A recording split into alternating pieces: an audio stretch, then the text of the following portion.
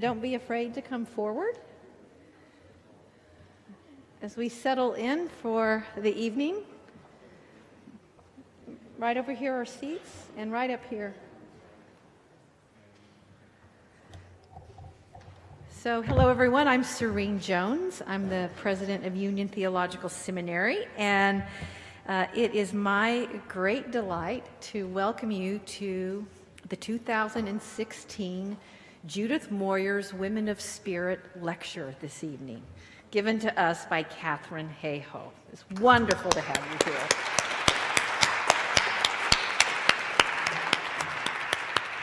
It's wonderful to look out into the crowd and see now gathered here a large number of people for whom this is the 5th year that you have come to be a part of these conversations.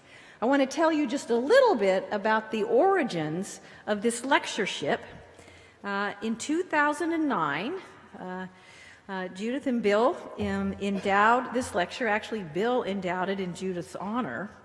And we had our first woman of spirit come, an African woman named Lema Bowie, who had just come out publicly as a central figure in a movie called Pray the Devil Back to Hell, about the Liberian liberation and how she mobilized women of faith to get Charles Taylor out of the palace and out of office, and affected a major political transformation in Africa because of her persistence as a woman with a group of women.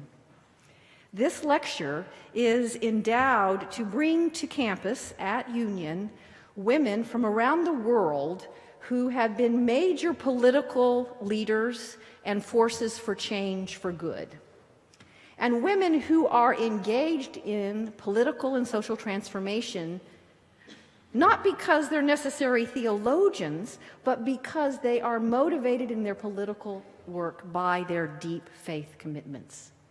They understand their political agency to be inextricably tied to their own faith commitments and community.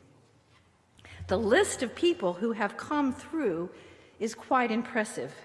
After Lema Bowie, we had Vandana Shiva, a physicist, scientist, philosopher, environmental activist, and champion for women's rights. We had Sister Simone Campbell, who is the famous founder of Nuns on the Bus, who traveled around the country raising questions of economic justice.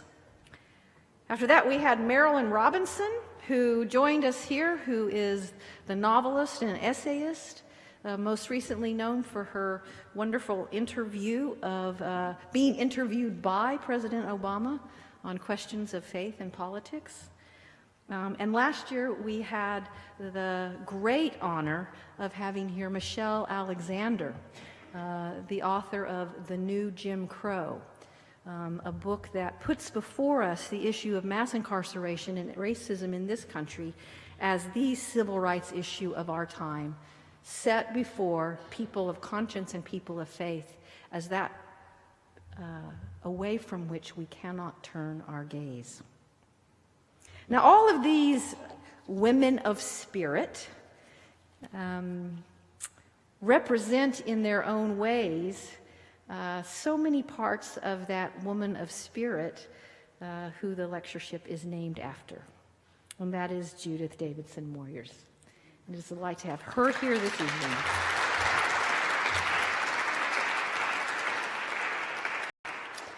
Judith was president of Public Affairs Television for 14 years, and this is the first year that I have had the ability to say, and retired as the company's CEO in 2015.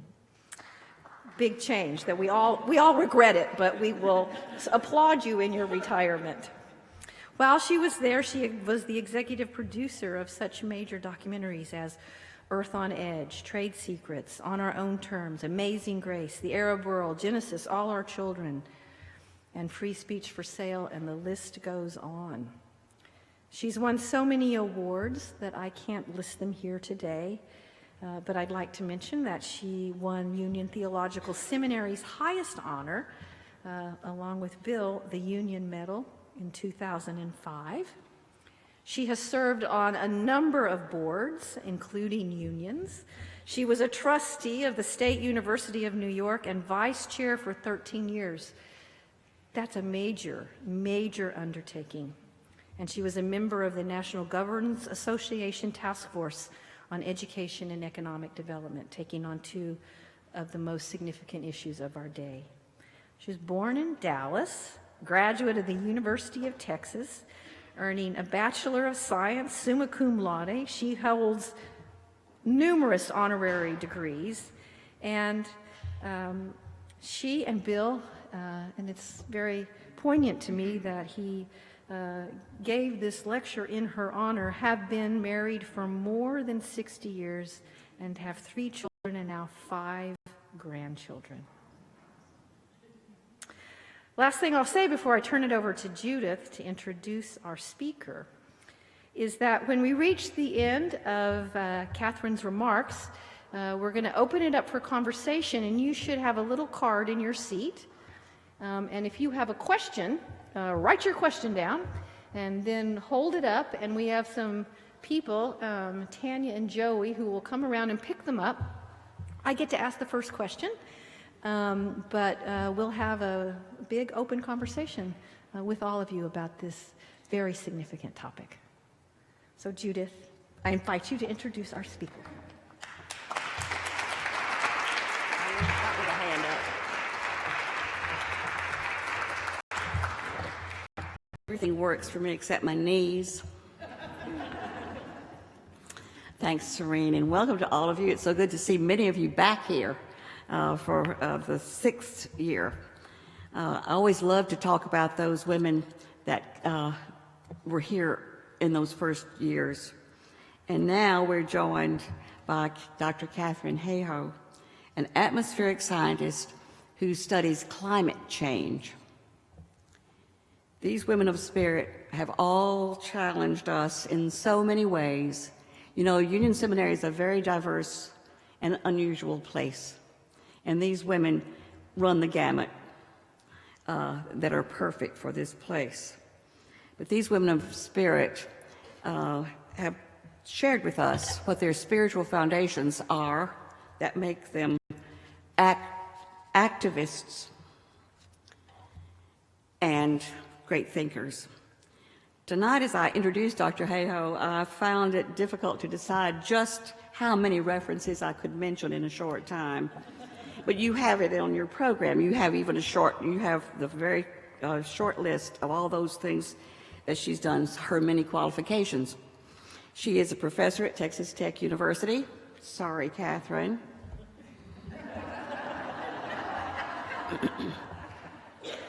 The founder and CEO of Atmos Research, which works to bridge the gap between scientists and stakeholders. We're stakeholders, you know. You have her list. You'll read it over later. Her list of honors is so long and impressive, but I just have to mention a few because they are diverse awards. The Foreign Policy Association, Time Magazine, the American Geophysical Union, Huffington Post, Christianity Today, and on and on. But I will turn to Don Cheadle, actor and activist, who says he got to know Katharine as they worked together on Showtime's climate documentary, Years of Living Dangerously, in which her work was featured. Don Cheadle calls her, quote, an environmental evangelist. He says that there is something fascinating about a smart person who defies stereotype. This is perfect. She is a climatologist and an evangelical Christian. Cheadle writes, quote, it's hard to be a good steward of the planet if you don't accept the hard science behind what's harming it. And it can be just as hard to take action to protect our world if you don't love it as if it's the rare gift that it is. For many people, that implies a creator. End of Judith's quote. Katharine and her husband, Andrew Farley, who is an evangelical pastor, have authored the defining book for the planet-loving believer. The title, A Climate for Change, Global Warming Facts for Faith-Based Decisions. And here is how she introduces herself on her website. I'm an atmospheric scientist. I study climate change, one of the most pressing issues we face. I don't accept global warming on faith. I crunch the data.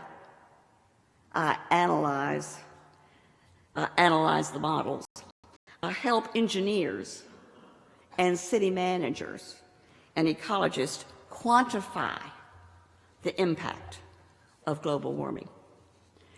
From her very special perspective, Katharine Hayhoe has spoken all over the world to the most amazing groups of scientists and world leaders. And we're so honored to have you here tonight, Katharine. Thanks for coming.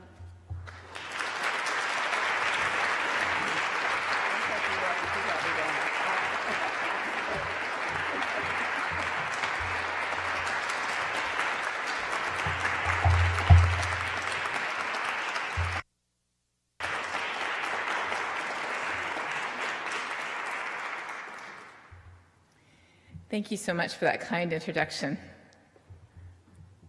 You know how they always tell you to turn your phones off? Turn the ringer off, but if you want to live tweet, you're welcome to. There's also people watching live on YouTube, which is really the miracle of the modern age, isn't it?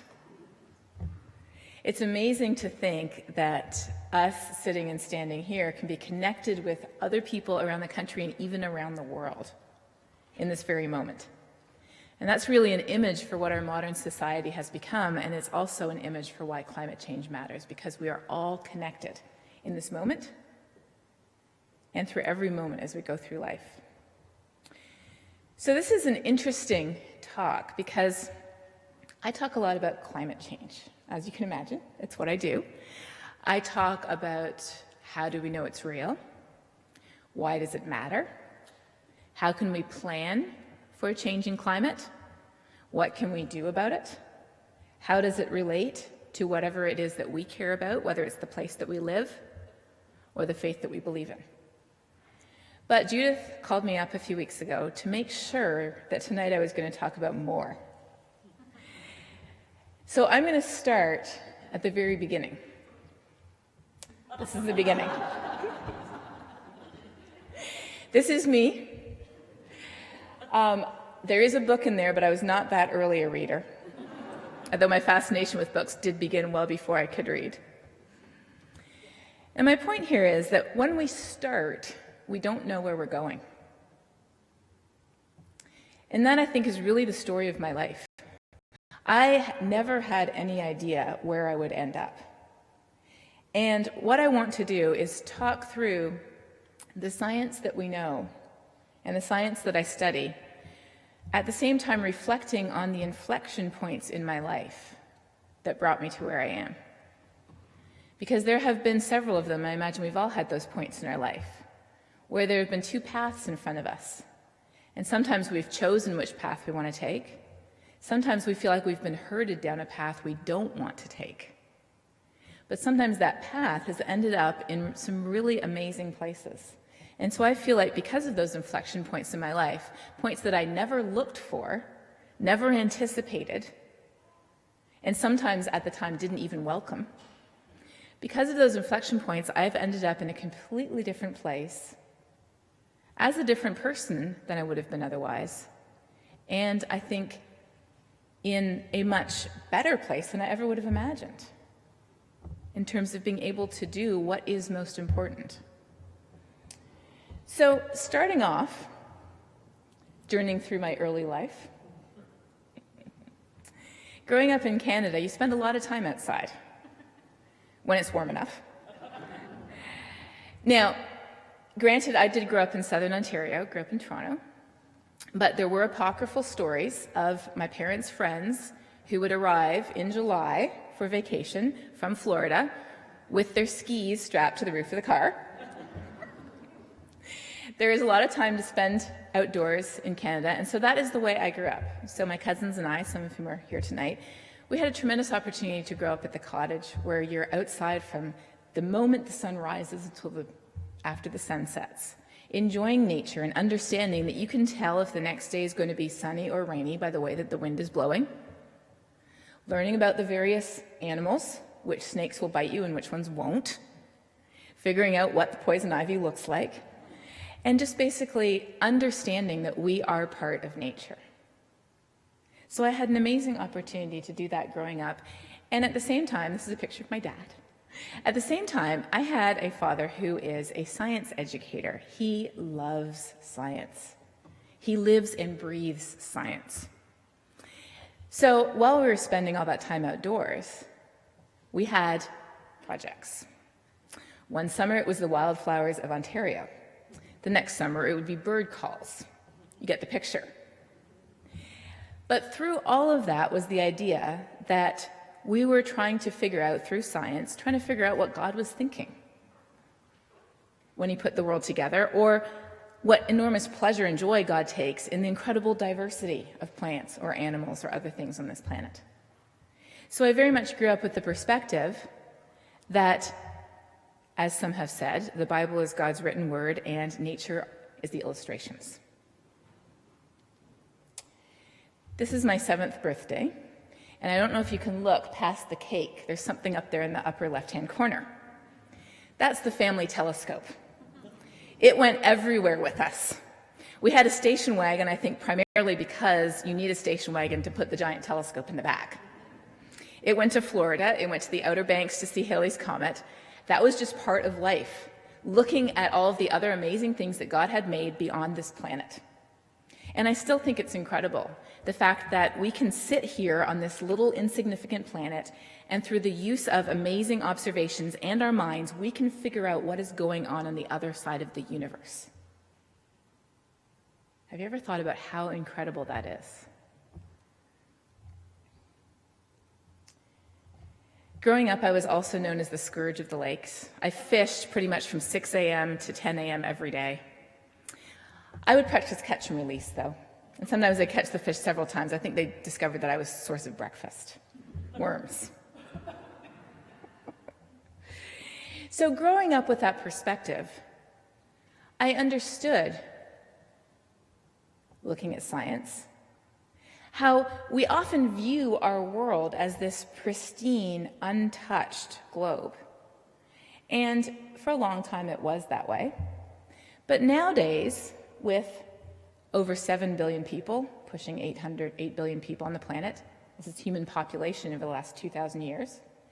Nowadays, a more accurate way to look at our world is not through the pictures that NASA's satellites take during the day, but rather the pictures that they take at night. That's what the world looks like at night.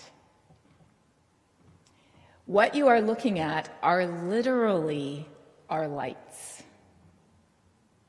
The lights of cities, the lights of roads. Isn't that amazing? If you zoom in, I'm going to zoom in here, look at that. You can see individual cities. You can see the highways connecting them.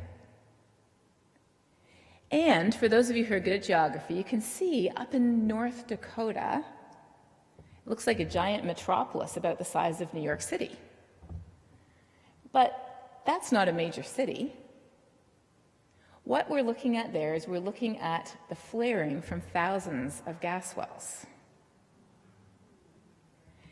And this is where our scientific understanding of how humans can affect the planet begins. One of the most frequent questions I get questions every day on my Facebook page and a lot more through email too. One of the most frequent questions I get is, how can we puny humans affect something as big as this planet? Looking at this, though, we can see the answer, can't we? We can see ourselves from space. There's so many of us. And it isn't only the numbers, though. The main impact we are having on our planet is not through our sheer numbers. It is through the choices we have made in the ways we get our energy. The Industrial Revolution was when we figured out how to dig massive amounts of coal and oil and natural gas out of the ground and burn it.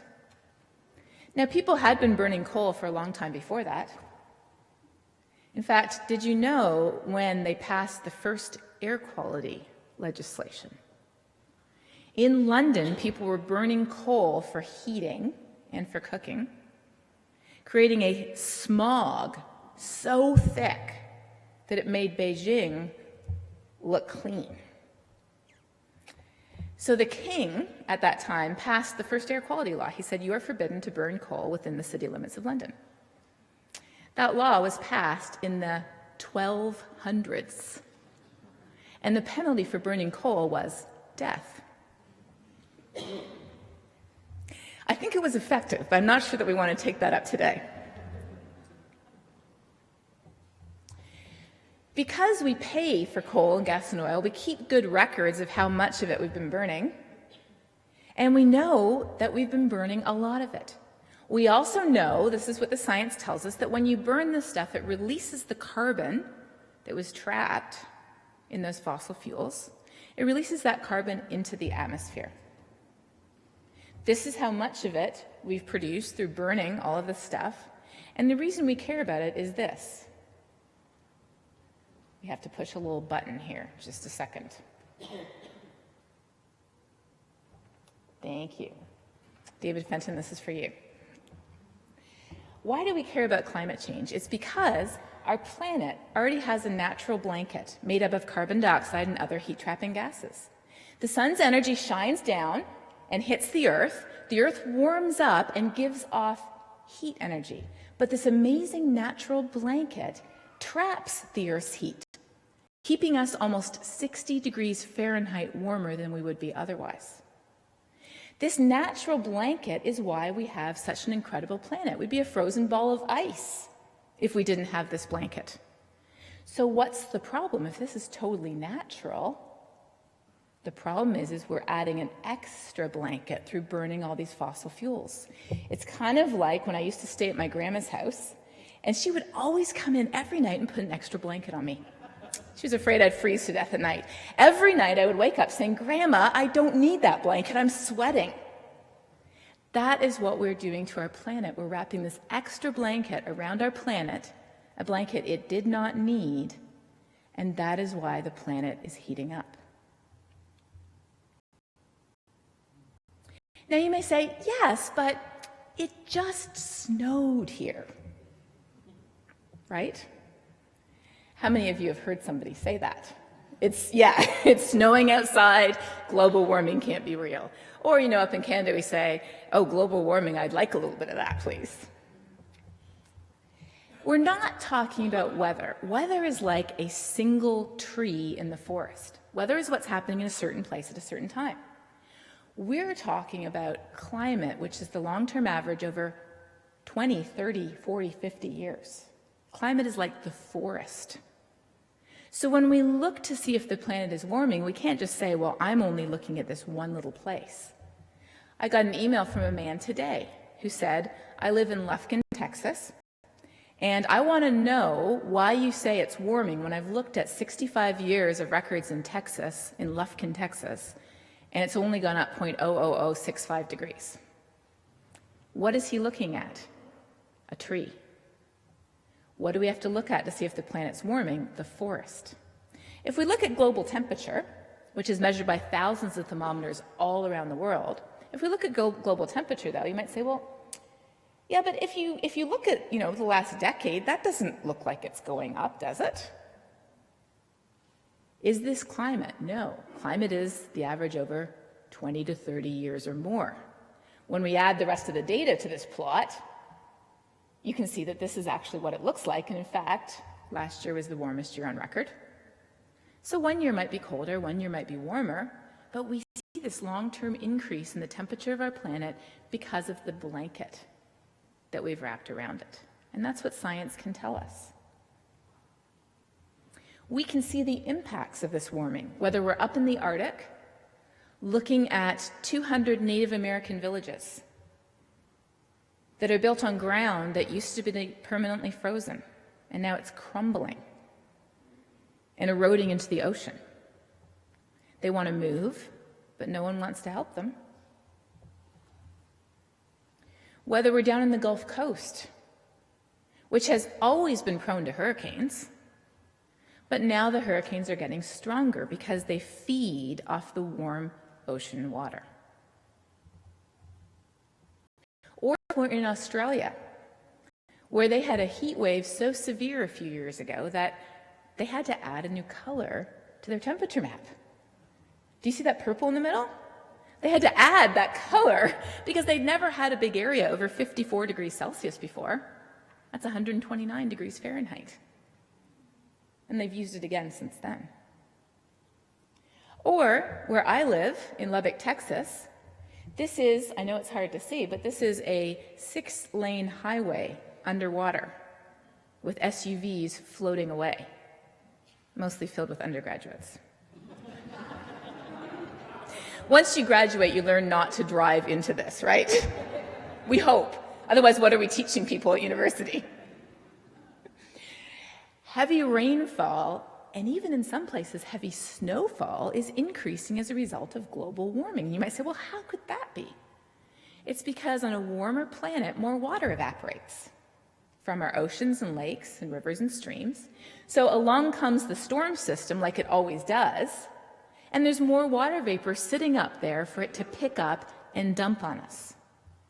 When we look around the entire planet, there are more than 26,500 indicators of a warming world. So often people quibble over the temperature data or the satellite data. And you'll hear that quibbling when you turn on your TV or when you go to your favorite news website. And what I say is, throw out the temperature data, throw out the thermometers and the satellites. We have over 26,500 lines of evidence in terms of melting glaciers, rising sea level, plants and animals shifting northward, plants flowering earlier in the year. We have 26,500 indicators from God's creation telling us that the planet is warming. So what's the first thing that science can do for us? Science can tell us that, yes, this is real. That is what science can do. Science can also tell us why this is happening. Because as you know, we've had climate changes before. We all know that. Anybody who has children or grandchildren has probably been forced to watch the Ice Ages movie more times than they've ever wanted to. We're all very aware that our planet used to look different. So people say, okay, well, climate is changing, but how would we know it's humans? Well, that's what science can do too. We look at the sun. We say, are we getting more energy from the sun now or less? Turns out we're getting less now, so it can't be the sun. We look at natural cycles like El Nino and we say, could this be why the planet's warming? And the answer is no, because all El Nino does is just move heat around the Earth's system. It doesn't make the whole thing get warmer or the whole thing get cooler. And lastly, we can look at the Ice Age cycles. And we can say, well, but aren't we just recovering from the last ice age? Aren't we just getting warmer from the last ice age? And the answer to that is no, too. We peaked, our warming from the last ice age peaked about 8,000 years ago. And according to where the Earth's orbit is right now, which is what controls the ice ages, we should be on the long, slow slide into the next ice age. Did you know that? We should be heading into the next ice age. Now, not tomorrow, not next year, it's okay. But eventually, on geologic time, we should be heading into the next ice age now, and we're not. Now, some of you may know that when I first married, it took us about 6 months of being married before my husband and I discovered we were on opposite sides of the fence on the whole climate change thing. Now, you may wonder, what did we talk about? The answer is a lot. Why didn't we talk about this sooner? It's because we made assumptions. we made a big assumption that we came from the exact same tribe. This is often how we think of ourselves these days. So I, coming from Canada, had never met an intelligent, educated, articulate person who didn't think climate change is real. And he, growing up in the South, had never met somebody who shared his faith who thought that it was. And we just assumed. So when the penny finally dropped, and after we had a long, prolonged conversation over about 2 years, over which I learned as much or more than he did, because it was a crash course for me in why we believe the things we believe. That has nothing to do with data, nothing to do with physics, and everything to do with beliefs, culture, and identity. And learning this from somebody who I respected, who I knew was smart, and who I was committed to being with. So, you could be in a different room of the house, but you couldn't say, I don't want to be friends with you anymore, as we often do when people disagree with us. It was a crash course in understanding what this issue is about. And he helped me with many things. And one of the things he helped me with was he said, you're always showing this ice core data that shows the ice ages and the warm interglacial periods like we're in today. But have you ever thought of just showing the last 6,000 years? I said, no, because there's no scientific reason to show 6,000 years per se. Normally we show the length of whatever data set we have. But there is every cultural reason to show the last 6,000 years. Because somewhere between about 30 to 40% of people in the United States believe that is how old the Earth is. So what happens when we show that? You see where we're going here? We're starting to see that the facts are not enough. The data is not enough. It's how we look at it that matters. Our framing is so important. When we look at the last 6,000 years, here is what we see, and you'll be amazed. Ready? This is temperature, and that's adding carbon dioxide. That is temperature over the last 6,000 years. What do we see? We see a long, slow slide, right?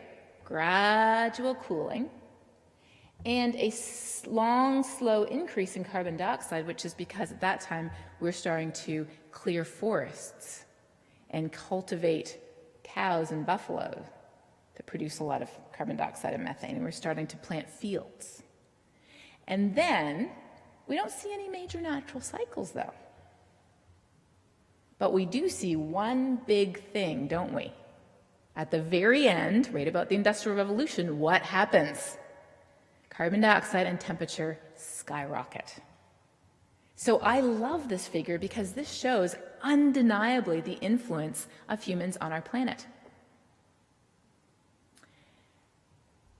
And so when I talk to people, people are often afraid I'm going to come in and just go through all of the issues on which science and Christianity appear to disagree. I say appear again because my perspective is the Bible is the written word and nature are the illustrations. And the perspective that I grew up with, courtesy of my dad, is that if they appear to disagree, which they often do, we cannot be naive about that. There are some very real cases where what we believe and what science says do appear to be in conflict. But the perspective I grew up with, which I did not realize was as unique as I now realize it is that if they disagree, it's likely because we don't fully understand one or the other, or perhaps both. And so with a little humility and a little patience and a little willingness to accept uncertainty, we can move past issues to what really matters. We can let them sit until we figure them out. And sometimes I don't think we will figure them out in our lifetime. But we can accept that there might be something we don't understand. So in that spirit, what I tell people is this. We don't have to agree that the world is any more than about 300 years old to agree that humans are changing climate. And we all agree on that. So with that agreement, we can move forward to talking about this issue without accidentally stepping on the mines that are sowed throughout the field of climate science and religion. And that is a big thing that I learned. So when we look at this, though, this is kind of scary, isn't it? You see long, slow, gradual changes, and then, oh my goodness, we see something really scary. I mean, if you were looking at a plot of your child's temperature, and that analogy is not as far off as you would think. Because what's our average body temperature? 98 point something. Mine's actually 97. Isn't that kind of weird? So your average temperature, though, is 98 point something, 98.6, say. That's really high. So people might say, oh, well, if you only go up by 2 or 3 degrees, why would that matter? Your average temperature is 98. That's already high. We all know that that matters.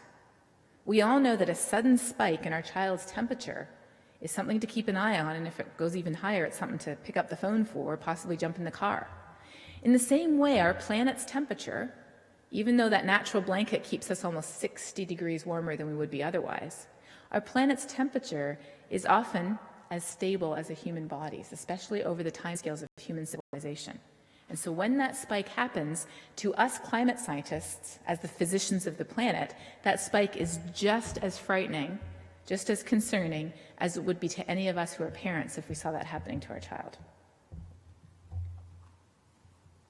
So science can tell us a second thing. Remember the first thing? It can tell us climate is changing. The second thing is it can tell us why. For the first time in the history of the planet, it is not natural cycles.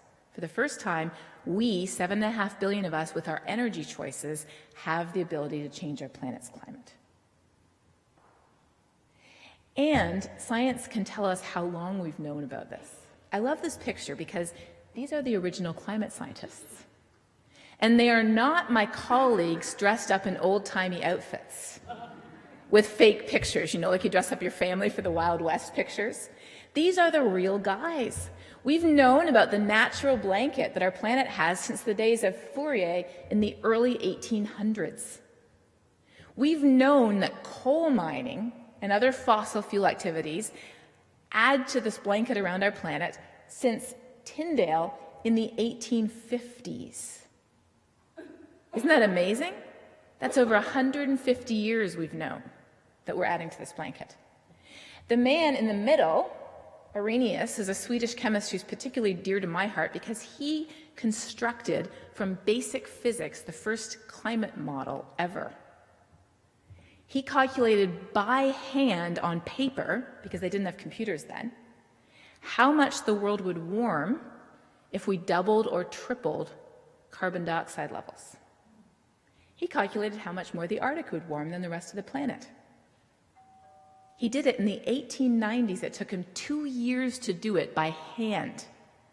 And sometime in those 2 years, I think around the second Christmas, his wife packed up the family and left. Being a climate modeler myself, this is very near and dear to my heart. I know there's a few of us other climate modelers out here in the audience, and I'd just like to say that we're very happy to be able to have families these days and that they stay with us because we have computers.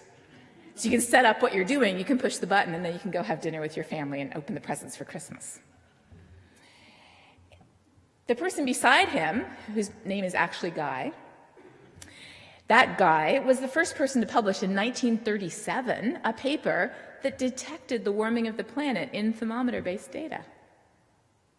I mean, we're pushing 90 years, 80 years on that observation. And then, of course, carbon dioxide measurements in Hawaii were began by the last person there, Charles Keelan. So science has known this stuff for a really long time. And science can tell us one more thing. Science can tell us that depending on the choices we make, whether we continue to depend on fossil fuels and we see our carbon emissions continue to grow, or whether we reduce our emissions through transitioning to clean energy and our carbon emissions peak and decline, science can tell us that those choices will have a very different impact on our world. Our choices that we're making today matter enormously. So back 25 years ago, the United Nations Framework Convention on Climate Change, which is quite the mouthful, If you ever see UNFCCC, that is what this is. They concluded, and just about all the nations of the world, including the United States, agreed, to stabilize these heat-trapping gases that are wrapping this extra blanket around our planet at a level to do what? To prevent dangerous human, anthropogenic, dangerous human interference with the climate system. And you may say, but that was so long ago. What have we been doing since then? Ever since then, we've been arguing over what that is. Because we have just hit the wall where science is concerned. What do I mean by that? There we go. How many cigarettes are enough to put you in danger from lung cancer? Can anybody tell me a precise number? How many tons of carbon in the atmosphere will put us in danger? There is no precise number. Now, I know that we can pick up Scientific American, or we can listen to a talk by a climate scientist, by a climate advocate, by somebody who is knowledgeable and informed on this. And I know that we can hear people saying, this is the magic number that we need to leave in the ground. I know that. But as a scientist, that magic number is similar to the number of cigarettes. So what's the magic number of cigarettes? You might say 1. And you say, well, that's fine, but I've been a chain smoker for 20 years. So what's the answer then? The answer is stop as soon as possible. So what's the answer with fossil fuels, which we have been essentially chain smoking for 300 years? Stop as soon as possible. Is there a magic number? No, but we do know this. The more of it we burn, the greater the risk. And that's very intuitive, isn't it? The more cigarettes we smoke, the greater the risk. And some may say that we have already reached dangerous levels, because if you go up to the Arctic and you talk to people whose homes have already crumbled and fallen into the ocean, and you say, have we reached dangerous levels of change? What would their answer be? It would be yes. I was talking to one of my colleagues, Christy Ebby, this summer, and she studies health impacts of climate change. And we were talking about dangerous levels of change. And this was a scientific discussion that we were having. And she had just gotten back from Southeast Asia, where they had some devastating heat waves this summer. Now, have heat waves happened before climate change? Yes. If you didn't nod, you should be nodding. Yes. We have had heat waves before. We have had droughts and floods and hurricanes. All of that's part of natural weather. But as the world warms, our heat waves have been getting more frequent. They've been getting stronger. And in some places, they've been getting longer. So she had just come back from Southeast Asia, and I asked her, I said, Christy, as somebody who is at the front lines of the interactions between climate change and health, when will we reach a dangerous threshold? And she looked at me like I had two heads, and she said, do you not understand that thousands of people just died? We have hit that threshold for those people and their families. And we're increasingly getting to the point where in all of these different places around the world, we're starting to see those thresholds emerge. But the problem is there's a different answer for every person. What is our level of acceptable risk? Where do we live? How well insured or insulated are we? You can have a record-breaking drought in Texas, which we did in 2011. It broke all the records. It devastated many family farms and ranches. But people had crop insurance. We had the aquifer that people had the technology to access. We had different strains of drought-resistant crops that at least helped to make it through. And so today when you go to Texas, there's no rioting in the streets. There is no civil war. There are no hundreds of thousands of refugees pouring out of Texas. It's stabilized. In Syria, they had a record-breaking drought that, when you look at how unusual it was very similar to the one in Texas. But what's the situation in Syria? We all know what it looks like in Syria these days. Why is that? It's because that drought was occurring on top of a system that was already unstable politically, There was massive corruption in terms of who was allowed to build a well and who was not. So access to water was by no means equal. Public infrastructure and services were not comparable, and there certainly was no crop insurance. So what do we see now? A very different situation. Dangerous is a relative term. Dangerous is not a scientific term. We know scientifically that depending on how much carbon we produce, we will pass global mean temperature thresholds of 1 or 2 or 3 or 4 or 5 degrees. And this is what people were talking about in Paris. They were saying, okay, if we stabilize at 2 degrees, then this is how much carbon we can produce. The dotted line is where we were in 2010. So that dotted line is a bit higher now. So if we go for 2 degrees, that's how much more carbon we have to produce, give or take. The black bar is the scientific uncertainty. But is 2 degrees a scientific choice? No, it's not. It is not a scientific choice. It has more to do with what's in here than what's in here, because we're making a value judgment about what is dangerous. So this is where the science stops. And it took me as a scientist a very long time to recognize that. In fact, we often reflect on science. We're often taught from day one that, as Google says, Google being the modern arbiter of opinion and definition, Google says, it stores our brain now, right? We remember less things now than we did before Google came along. Google tells us what science is. Science is the systematic study of the physical world through observing and experimenting.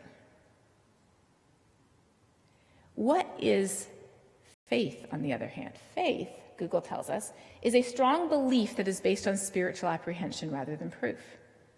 Now, what amazes me about Google is that it shows us once again how relevant the Bible is, because if you go to the Bible, Hebrews 11, we have the definition of faith. What is faith? The substance of things hoped for and the evidence of things not seen. And if I had been there back when the author of Hebrews was writing this book, I would have jogged their elbow and I would have said, you forgot the second half of the verse. The second half of the verse is clearly what science is. Science is the substance of things here and now, the evidence of things that we can observe. Science is limited in its capacity. There is more. We need more to tackle these wicked big problems, as they call it, like climate change. We need to be able to connect all the facts and data and information that we have in our head down to our heart, where we make our decisions. So for me, a major inflection point was when I moved to Texas. This is the campus of Texas Tech University, who are bitter rivals with UT. That was what Judith was referring to earlier. Up until that point, I realized that there were people who didn't think climate change is real. Again, my husband having been one of them. But I was primarily engaged with people who were using climate information to make decisions. Working with the city of Chicago, working with the Department of Defense, working with the Fish and Wildlife Service, even working with some businesses and some other organizations like the Swiss Embassy, for example. Who knew that they needed climate projections? Then we got an offer to move to Texas. We had been living in South Bend, Indiana. My husband was at Notre Dame. He was up for tenure and wasn't really that happy there. He was a linguist in a literature department, and it wasn't a great fit. We lived in a historic home in the historic district of town, which we rapidly learned was a euphemism for a different type of district. Yes. We'd been broken into 3 times. The first time was when we left town for Thanksgiving. American Thanksgiving, not Canadian. Canadian's much shorter. American Thanksgiving is quite extended. While we were at his home in Virginia for American Thanksgiving, his grandmother passed away. And so we stayed an extra day or 2 for the funeral. The funeral was interesting because she didn't actually show up for it. The hearse driver got lost and ended up in Norfolk, Virginia, and the funeral was in Richmond. So we had the experience of standing at an empty grave, and the minister had to, finally, after a few hours, he had to give the service because he had premarital counseling to get to. In death there is life. So he went all the way through the service until he got to the dust to dust and ashes to ashes part. He said, well, I can't say this part without the body. And right at that point, the hearse pulled up. And out popped this round little woman with the largest mustache that I've ever seen on a woman, dressed in a three-piece striped suit, brandishing a stack of papers, saying, I'm here, I can give the service. And my mother-in-law, who is a very composed, gracious hostess, that was the first time I'd actually seen her crack. She said, no, we do not want you to give the service. We have our own minister, and he's almost finished. And she said, well, you're going to pay for it anyways. She said, that is fine. Let's just get the body up here. So that was our experience, and that is completely true. We arrive back in South Bend. We get into our house.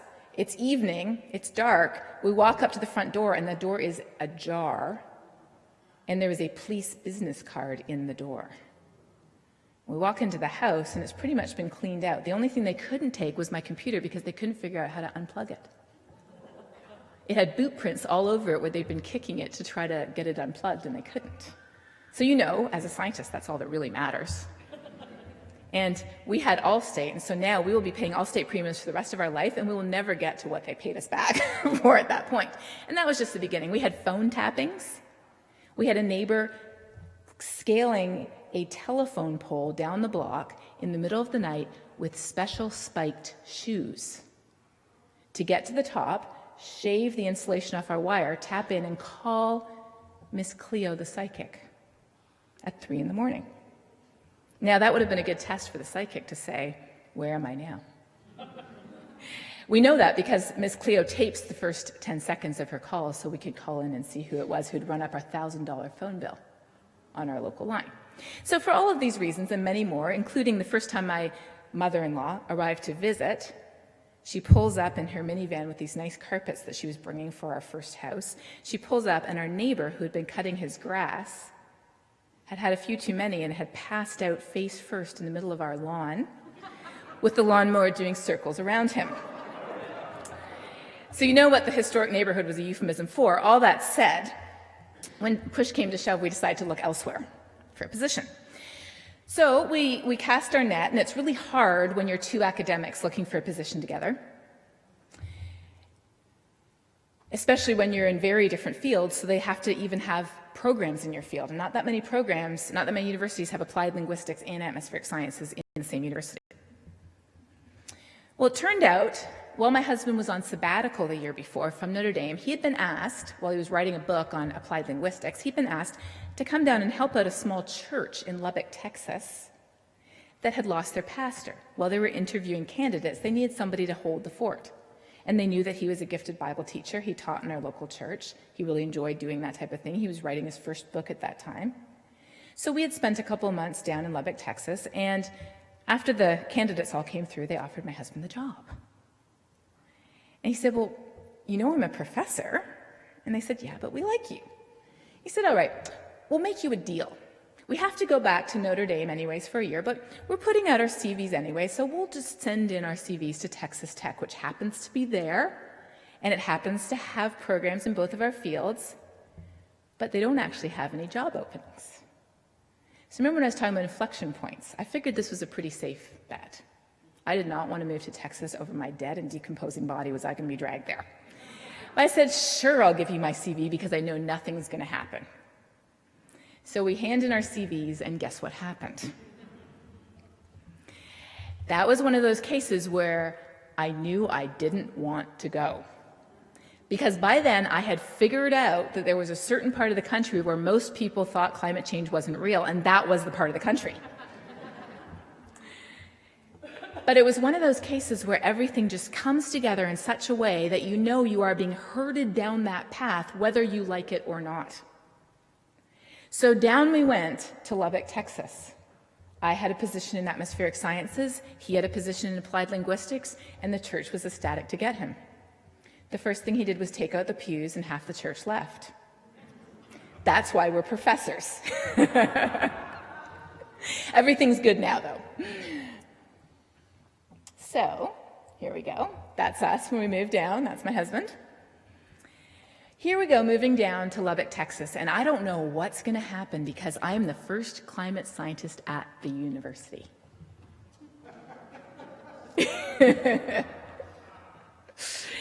Now, there were two biologists who had been studying observed trends in daily temperature range in Big Bend Park, and they were very happy to see me, and I was very happy to see them. But that was the sum of it.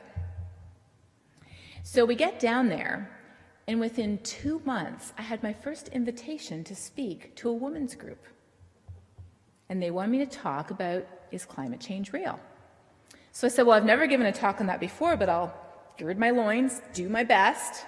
Went there, gave a talk. They had a ton of questions. I said, well, I don't know the answers to all those questions, but I'll go back and I'll find the answers. The next week, I got an invitation to a women's book club.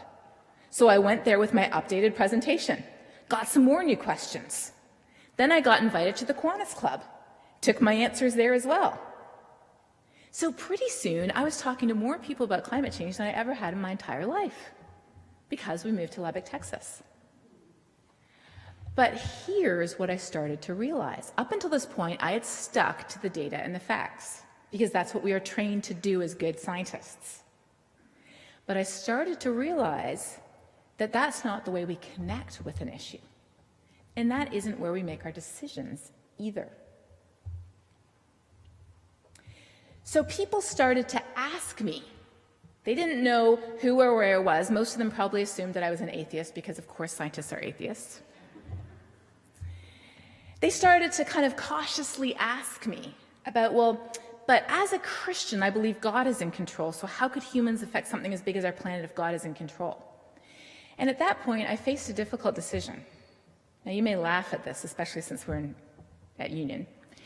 But the difficult decision as a scientist was this. I felt that, and I don't mean this lightly at all, I felt that I had to come out of the closet. Because I don't know if you're aware, but evangelical Christians have a very bad reputation when it comes to science. And through the years, I have been in many conversations with valued colleagues where evangelical Christians are regularly ridiculed, and again, with good cause, for saying some really terrible things, which I think are terrible too. We had a great conversation earlier today where people said, well, what is an evangelical? And I said, well, an evangelical is generally defined as somebody who takes the Bible seriously, somebody who spreads the good news of the gospel. But nowadays, that is no longer the definition in America. There is a political definition for evangelicals that I do not adhere to and I do not sympathize with. And in fact, I would go so far as to say that I believe some churches and some denominations and many evangelicals have allowed their politics to dictate their statement of faith, rather than vice versa.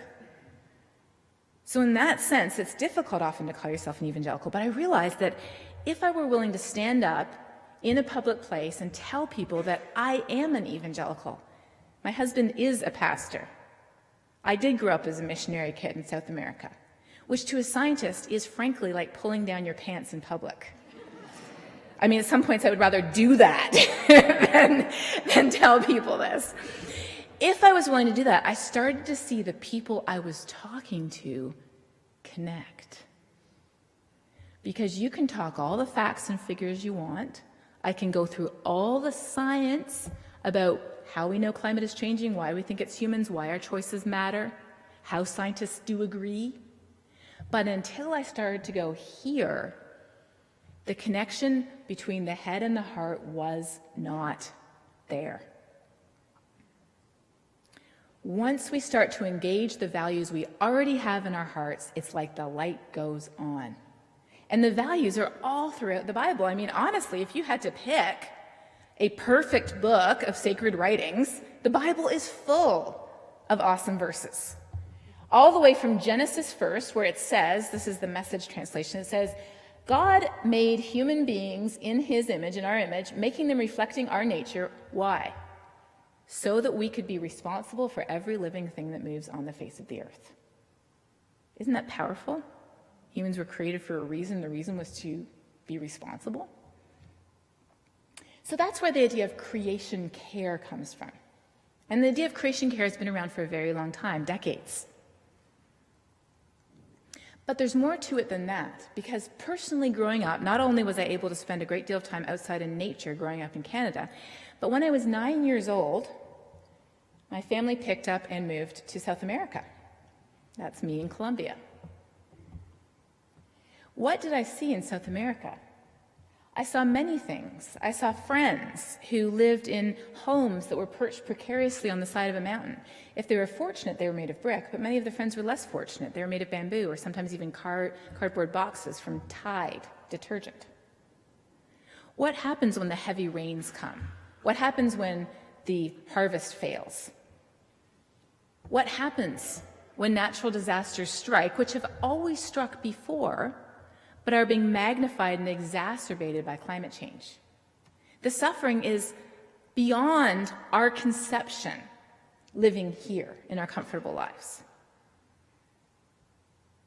And so to me, living there, as we did off and on, back and forth, until eventually I came back to Toronto to do university, living there in South America, I realized that for me, what really hits my heart is not just the idea of being generally responsible for creation, but the idea that if you look at where our carbon emissions have come from over the past 100 years, this is a map. The darker the color, the more the carbon emissions. About a third of the world's carbon emissions have come from the United States. Alaska gets a bit of a bad rep by association there. Don't hold them personally responsible. If you look per person, Canada and Australia are just as bad. On an annual basis, it's true that China did pass the United States a few years ago, but they have a long way to go before they catch up with cumulative emissions, and per person, they're a very long way to go. So when you look at this map, fix this map in your head, because I'm going to show you another map that shows where people are most vulnerable to climate change. Ready? You can guess where this is going. That is not fair. And that is not a very loving thing to do to people who we know are connected with us, who are our global neighbors. So a fellow scientist said this. He said, at this point, we have three choices. We can reduce our carbon emissions, that's mitigation. We can prepare for a different future, that's adaptation. Or, he said a word that is not very sciencey, or we can suffer. It's not very sciencey, but it has a lot to do with our faith, because we know what suffering is and we know what our attitude and response is to be when we see people suffering. We're going to do some of each. The question is what the mix is going to be. And so that is where we go to our faith. Yes, there's a lot of signs in Texas from God. Most of them I'm not quite sure which God they come from, but this one I like. That love thy neighbor thing, I meant it. So it isn't only about responsibility. It's about what's in our hearts, caring for people.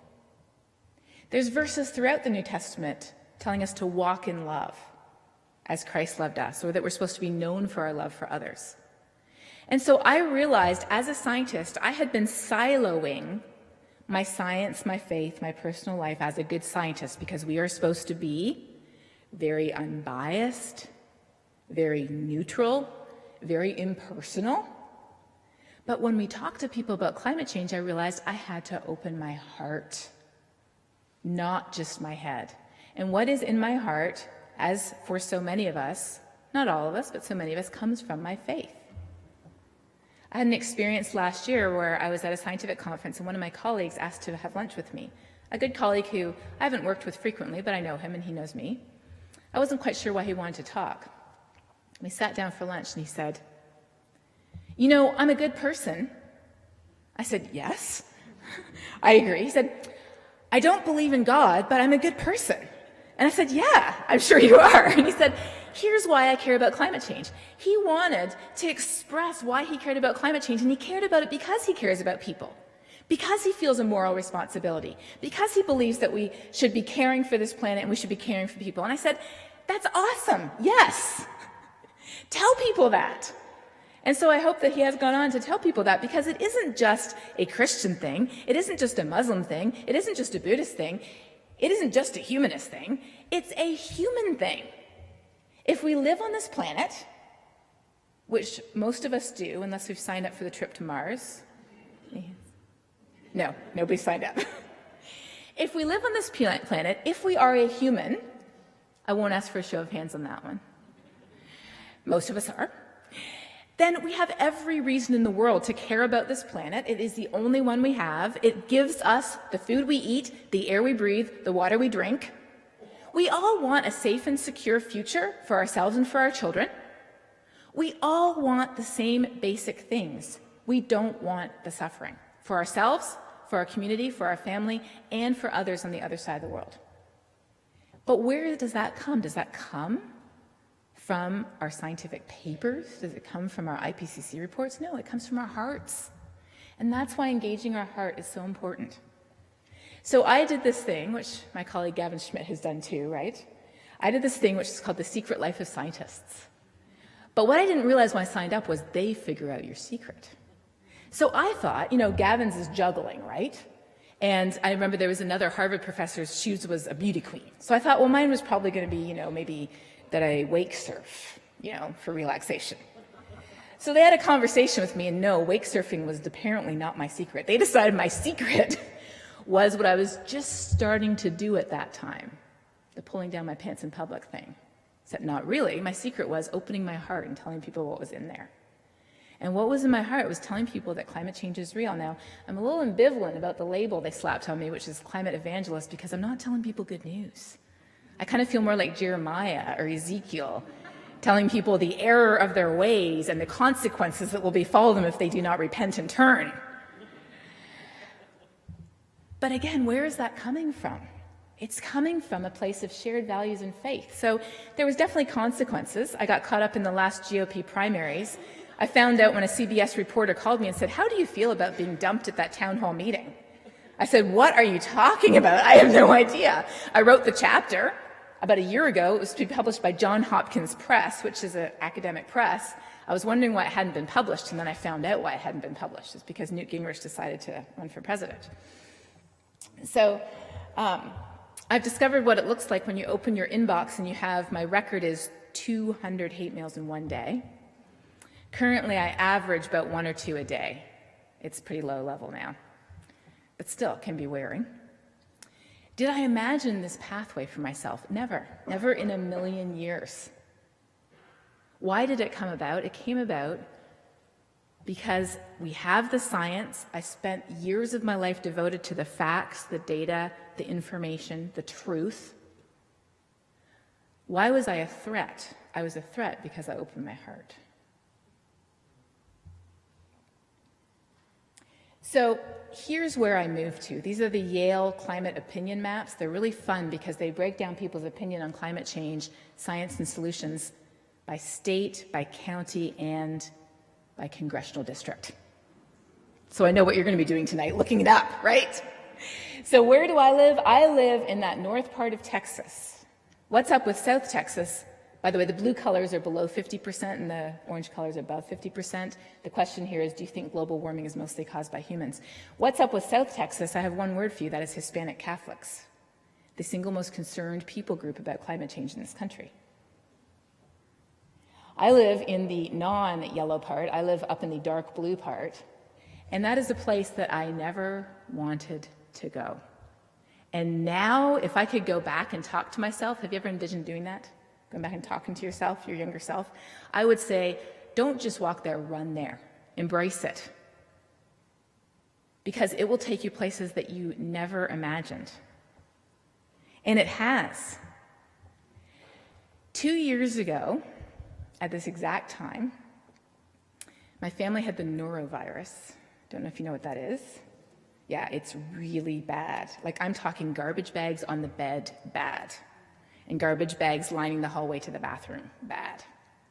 The entire family had it except me. It was a blur of cleaning up, washing sheets, washing towels, washing sheets, washing towels, wiping people off, washing more sheets, washing more towels. So in the middle of this blur 2 years ago, I sat down at my computer because it was the middle of the week, and I figured I better check to make sure my students are okay, the dean hasn't emailed, who knows what's happening. So I sit down in my vomit-splattered jeans, which I hadn't changed in 3 days. I won't get any more graphic than that, don't worry. And I'm just whipping through my emails, and I see this thing about, oh, you've made this list. And I'm like, oh, yeah, it's one of those lists where they want to charge you $500 to be in some stupid book, so I just delete it. And then the next day, I'm feeling a little bit better. People are starting to recover. So I sit down to really go through my list, and I have this email saying, are you going to respond because we need to know if you're going to the dinner for this 100-thing list? I'm like, well, that sounds a little more legit. So I just hit forward, and I sent it to my university communications guy, and I said, I'm pretty sure this is just a fake, but could you check it out? So an hour later, I get this phone call from John. I pick up the phone, I say hello, and he says, this is pants-shittingly huge! And I said, you have no idea.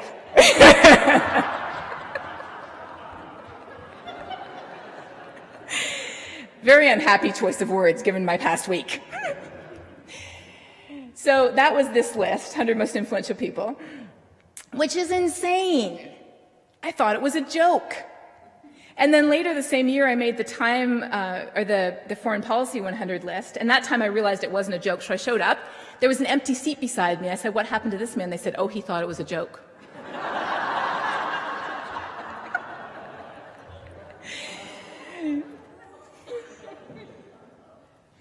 So my favorite Bible verse that I want to conclude with is this. It is not a green verse. It is not about creation. It is not about nature.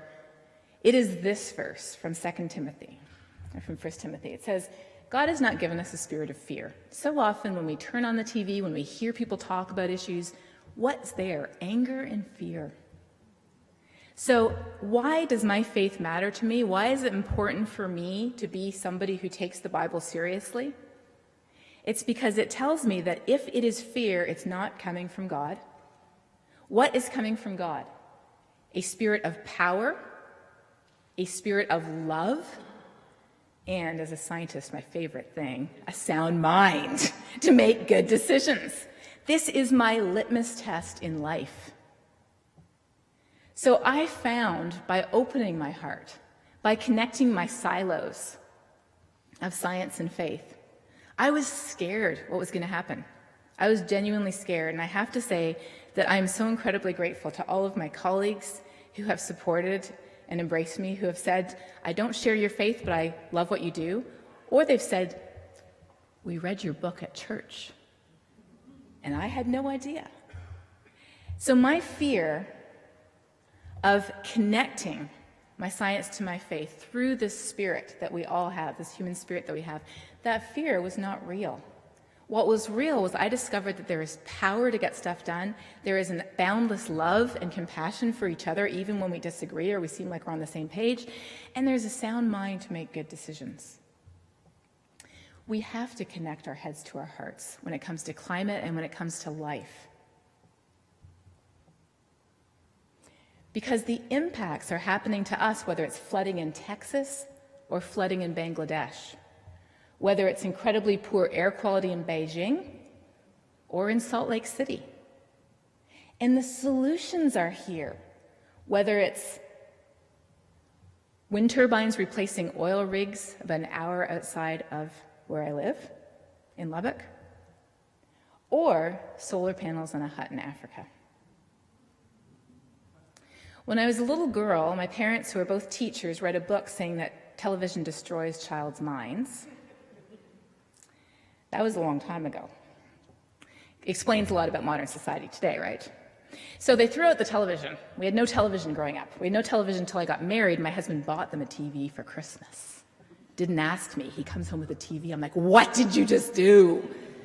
And you can guess what happened. My parents loved it. Anyways, on Fridays, my mom would go to the library and she would rent movies. And I'm talking like movies, not movies. Some of my favorite movies were of Jane Goodall and her chimps. Jane was on The Secret Life of Scientists just last year. And this is what she said. She said, it is only when our clever brain and our human heart work together in harmony that we can achieve our full potential. And that, I believe, is a message for us as scientists, and it's a message for all of us as humans. Thank you.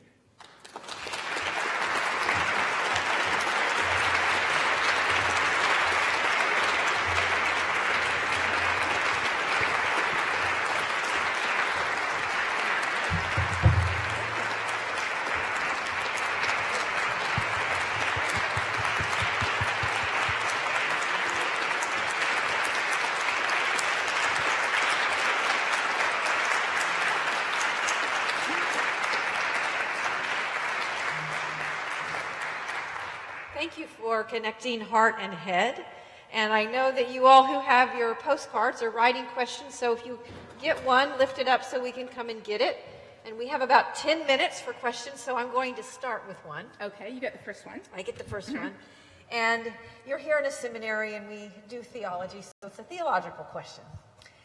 As you went through this process of both talking to people but also in your own life, connecting your scientific head with your faith heart,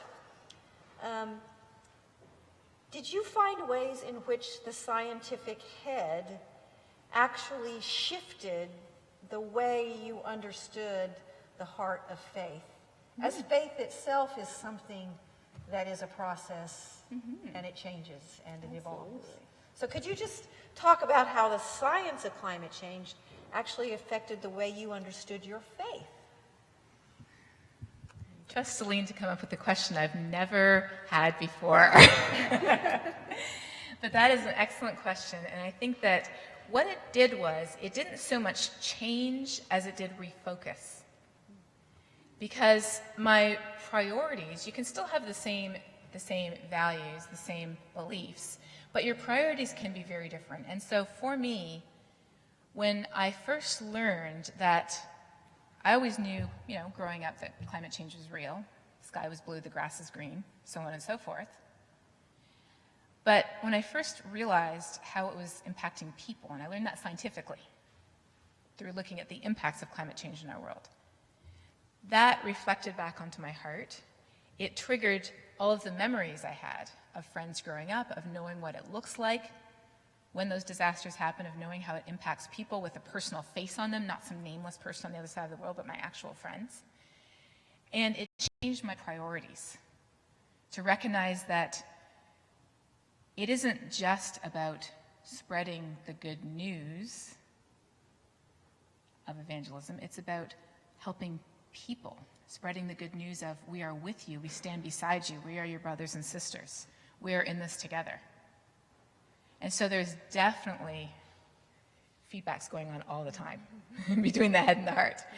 And I think it really helps, and that was what science and facts and data can help all of us do, is to refocus us on things that really matter, because science can tell us, is this a real problem? Why is it happening? What are the choices we face? But it's only our heart that can tell us what is the right choice and what is the right thing to do. Oh, I have some great questions here. But I will start with the first one. How can we foster the cultural change that seems needed, particularly in religious communities? Ooh, that's a good question. That definitely is one that I have thought about quite a bit. There are many myths out there when it comes to the topic of climate change. And if you are looking for a good resource on answers to scientific myths, skepticalscience.com is a great place to go. But if I had to pick the one myth that is the most widely believed and possibly the most insidious of all, it's the myth that we have to be a certain type of person to care about climate change. We have bought into that myth no matter where we lie in the spectrum. Because today, the number one predictor of whether we think climate change is real and caused by humans or not is where we are politically. And so people are firmly convinced that I cannot be who I am and change my mind about climate. And people are equally firmly convinced that those people over there can never work with us on climate unless they become just like us in every other way. So if we can dispel that myth, I think that is the greatest thing we can do. And the way that I would do that is by recognizing that just about every single person on this planet, I recognize there are some sociopaths, but just about every single person on the planet has values in their heart that will compel them to act on climate if we can just connect the dots. So we don't have to instill new values. We don't have to change people's identity. We have to respect and acknowledge the values people already have and then show how those values connect. And you can do that whether somebody is simply a parent who cares about their children, whether they are in the armed forces who cares about national security, whether they're a business person who cares about a healthy economy and local jobs, whether they are a hunter or a fisher, whether they are a Christian who at least officially believes the Bible. Whatever it is, I am firmly convinced I have not yet met a person who I could not, in conversation, find something in their heart that I could connect to climate change. And that is a lot easier than assuming we have to make everybody just like us. Well, this question directly relates to that, and the person wrote, I am saddened that huge segments of the world population, especially those in power, actually don't care about the suffering of other groups. So when you open your heart, you don't find the universal caring about others' suffering, but in fact tribalism. Yeah. What do you do about this? Just fix that one, okay? Yeah. Big red magic button, about to push. That is why I think the faith voice is so important. So I got to go to Paris this year for the 21st Conference of Parties to the UNFCCC. Remember that long acronym from before? All the nations in the world have been meeting for 21 times to figure out what's dangerous. What was different this time? There were many things that were different, but one of the biggest differences this time was that it wasn't simply policy wonks and environmentalists. They have been there since the beginning. The faith voice was there in full force. I was there with Bishop Ephraim Tendero, Bishop F, they call him, who is the head of the World Evangelical Alliance. He represents 600 million evangelicals around the world. He was an official delegate on the Philippines delegation. I was there with the National Association of Evangelicals. I was there with Christian organizations like Arasha that do conservation work. The Pope has a measurable impact on people's opinions here in the United States and around the world.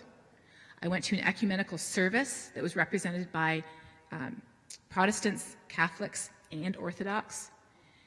Churches around the world, Muslims, Hindus, Baha'i, Jewish, Buddhist, faith groups around the world are coming out with very firm, unequivocal statements about why we care about climate change. So that is a big reason why we need the faith voice, because again, almost 85% of the people in the world belong to a faith tradition. And that faith tradition connects directly to where? The heart. So how can we engage the heart? Faith is a big way. It's not the only way, but it is a huge potential that has remained untapped for the past decades, but I think we're getting there now. So last question, directly related to that, is how perfect. do the faith communities that you just described take that energy and direct it at a policy level for change? And how do they do it also at the big level for policy change, but also take steps in their own lives? Yes. That's a great question. I've been able to find out about a lot of fantastic organizations that are starting to do that. So just to give you an example, there's an organization called Climate Caretakers. Climate Caretakers emails you every month with an action you can take. And if you've done that, they have step 2 and step 3. Personal action looking at the cumulative impact of our choices. Climate Stewards, another Christian organization, works planting trees and engaging local communities in ecological restoration in Ghana and Kenya and Mexico. What do? They offer carbon offsets. So you're actually investing in people's lives. And that's what I did when I went to Paris, because I had to fly there. The woman who runs Climate Stewards actually literally biked to Paris. I'm not quite sure how she got across from Britain, though. I'm a little suspicious about biking from Britain to France. So there's examples, amazing examples. I'm going to Minnesota next week. There's a Lutheran church in Minnesota that put solar panels on their roof and offered it to the community as a solar garden. which is amazing. I got called back to the church I attended in graduate school 2 years ago to meet with the leadership to say they wanted to know, they were genuinely asking, how can we engage our community and our congregation? So there's acting at the individual level that has enormous potential for power to change. Because who are we to say which heart it is that will make the biggest difference? But then, at the national scale and at the state scale, even though I know many of us feel discouraged with the situation that we're in today, speaking out from a different perspective surprises people and lets you get that extra word in edgewise.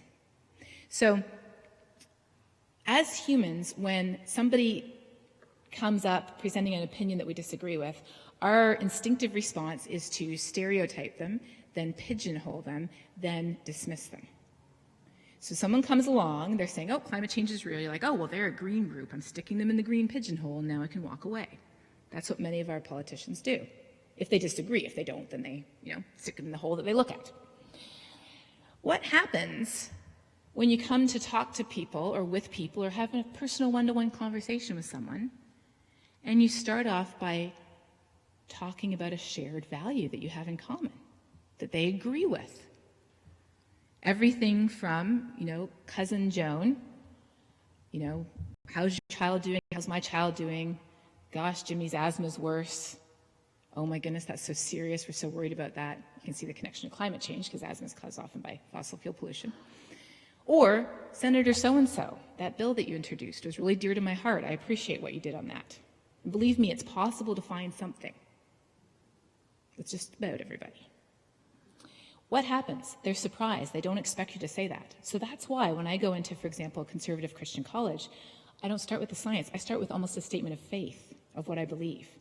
So then it's like, well, we were going to stereotype her. We were going to put her in the, liberal atheist scientist box, but now we can't. What are we going to do with her? Maybe she goes in this one, maybe she goes in that one. Well, the longer I'm sitting there, the longer they're having to listen to what I have to say. So non-traditional messengers, and faith groups are a big one, speaking out, saying, we care about this issue. It's like, oh, we can't stereotype them. They're not the Sierra Club. Where do we put this group that's talking about climate change? Nothing wrong with the Sierra Club. I love the Sierra Club. But everybody knows what they're going to say. So that's why I think the voice is so important, is because we can't immediately stereotype and pigeonhole on climate change, and that means that we have a greater chance of being heard if they don't immediately know what we're going to say. Well, wonderful. Well, thank you. I want to...